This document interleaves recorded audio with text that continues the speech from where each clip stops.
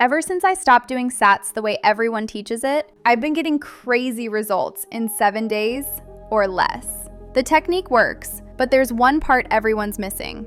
Here's what actually happens in your brain that nobody talks about, the hidden mistake that's killing your results, and why this changes everything you thought you knew. You already know about SATS. You've probably tried it. Get drowsy, loop a scene, fall asleep in it. You've heard the lectures, you've read the books. But something's not clicking, right? Because I was doing SATS every single night for 2 years. I'd get drowsy, I'd loop my scene, I'd fall asleep imagining what I wanted, and my life stayed exactly the same. Same money problems, same relationship patterns, same person in the mirror wondering why everyone else seemed to get it while I was still stuck. You know that sinking feeling when you see another success story and you think, I'm doing what they're doing, so why isn't it working for me? I started to think, maybe I wasn't getting drowsy enough. Maybe my scene wasn't vivid enough. Maybe I needed to do it for longer. So I'd try harder, strain more, make the scene bigger, more detailed, more emotional. Still nothing. And then one night, something clicked that changed everything. I wasn't failing because I didn't understand SATS. I was failing because I didn't understand what was happening during the other 23 hours and 50 minutes of my day. I thought the state akin to sleep was the manifestation. But SATS is just the planting. What you do after you wake up, that's what determines if it actually grows. Let me show you exactly what I mean. I needed a good client, someone who'd pay well, value my work, not make me chase them. $1,000 minimum. I'd been trying to manifest this for months, so I did what I always did. SATS for 7 nights straight, drowsy state, and looped my scene.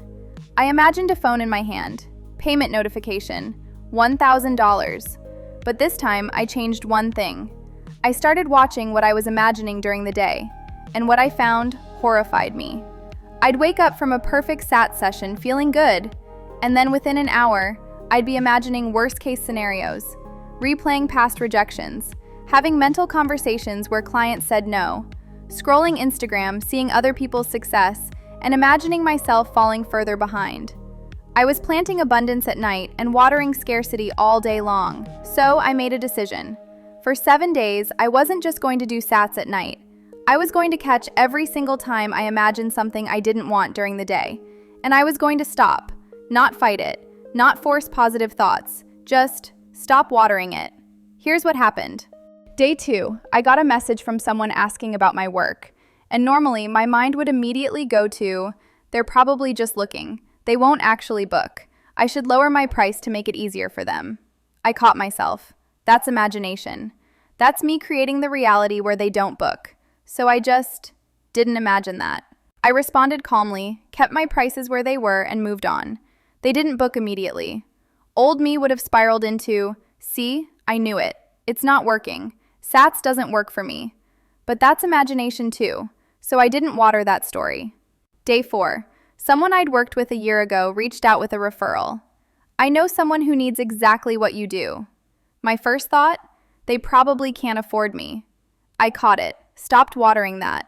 Instead, I just assumed, without effort, without force, that this was the bridge. Day 6. I got on a call with the referral. 20 minutes in, she said, I love this. Let's do it. I'll send $1,000 as a deposit today. That afternoon, the payment came through. $1,000. Exactly what I'd been looping every night. But here's what I finally understood. SATS didn't manifest that client. SATS planted the seed. What manifested it was me refusing to imagine anything else during the day. Because your subconscious doesn't care about your 10-minute SATS session if you spend the rest of your day imagining the opposite. This is the missing piece nobody talks about. You think you're doing SATS because you loop a scene for 5 minutes before bed. But what are you doing for the other 900 minutes while you're awake?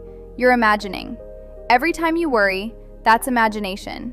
Every time you replay an argument, that's imagination. Every time you mentally rehearse how something might go wrong, that's imagination. Every time you check your bank account and think, it's not here yet, that's imagination. You're imagining all day long. The question is, what are you imagining? Because here's what's really happening. Your brain is always creating from imagination, not just when you're drowsy, all the time.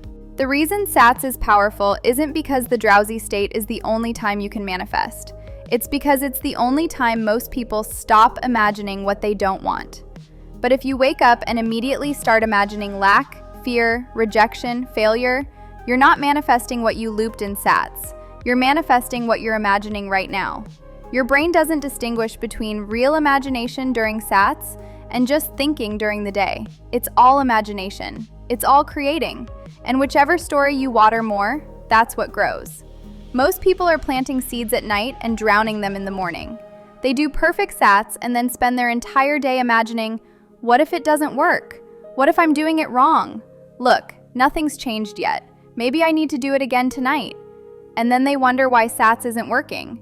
SATS is working. You're just manifesting your daytime imagination instead of your nighttime scene. But here's where this gets really deep. And this is the part that almost broke me before I figured it out. Even after I manifested that client, even after I understood the daytime imagination thing, I tried this same approach with something else. And I failed. Completely failed. I did SATS for a week. I watched my daytime imagination. I caught myself worrying and redirected. I did everything right. And nothing happened. I was ready to quit. I thought maybe that first manifestation was just luck. Maybe I'd convinced myself it worked, but it was really just a coincidence. And then I realized something that changed everything. I wasn't just imagining the desire during the day. I was imagining myself trying to manifest it.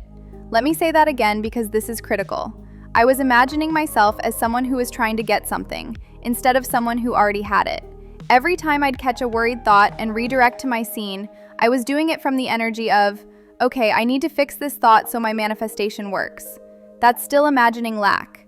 That's still imagining yourself as someone who doesn't have it yet. Because if you already had it, you wouldn't be monitoring your thoughts. You wouldn't be doing SATS. You wouldn't be trying to manifest anything. You'd just be living. And this is the trap. You can do SATS perfectly. You can monitor your daytime imagination perfectly and still be imagining yourself as someone who's trying to get something. The state you need to live in isn't, I'm manifesting this. It's, this already happened. Let me show you what happened when I finally got this. I had chronic pain in my shoulder, months of it. I'd been doing SATS for it, imagining my shoulder moving freely, no pain, smooth movement. I'd catch myself during the day thinking about the pain and redirect to the scene, but nothing changed. And then I realized, every time I redirected my thoughts, I was doing it because the pain was still there. I was trying to manifest healing. That's imagining someone who's injured trying to get better. So I changed it. Instead of redirecting my thoughts when I felt pain, I just assumed my shoulder was fine. Not getting better, not healing. Fine, already healed. When the pain showed up, I didn't fight it. I didn't try to visualize it away. I just treated it like a phantom sensation. Like when you feel your phone vibrate, but it's not even in your pocket. You feel it, but you know it's not real. Because in my imagination, which is the only reality that matters, my shoulder was already healed. 3 days later, the pain was 90% gone. A week later, completely gone. And here's what's wild. There's actual science backing this up. Studies where they had people imagine practicing piano versus actually practicing piano. Brain scans showed near identical neural activation. Your brain builds neural pathways for things you vividly imagine, the same way it builds them for things you actually do. Which means when you imagine having something, not wanting it, not trying to get it, but having it, your brain and nervous system start responding as if you already do. Your body starts moving differently. Your energy shifts. Other people pick up on it unconsciously.